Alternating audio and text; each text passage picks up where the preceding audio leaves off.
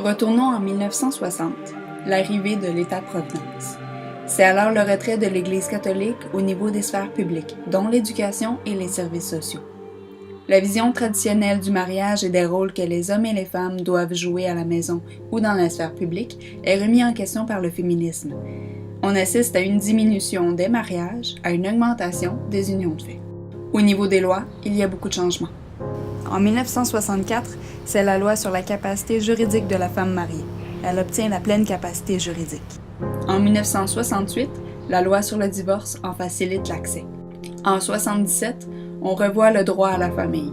On ne parle alors plus d'autorité paternelle, mais d'autorité parentale afin d'inclure la mère. En 1978, le gouvernement s'investit au niveau des congés parentaux et par rapport aux garderies.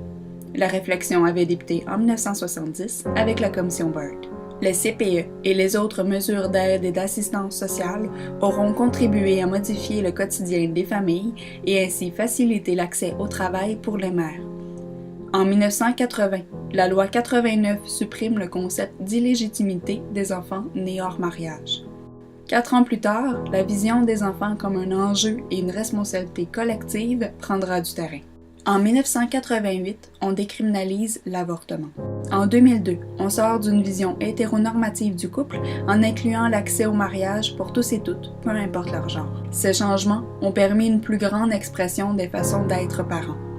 On perçoit de moins en moins les parents comme un père et une mère, mais comme 2 parents, tout simplement. La discussion sociale doit cependant poursuivre afin de savoir comment inclure les personnes jouant le rôle de parents, mais n'étant pas liées biologiquement à l'enfant.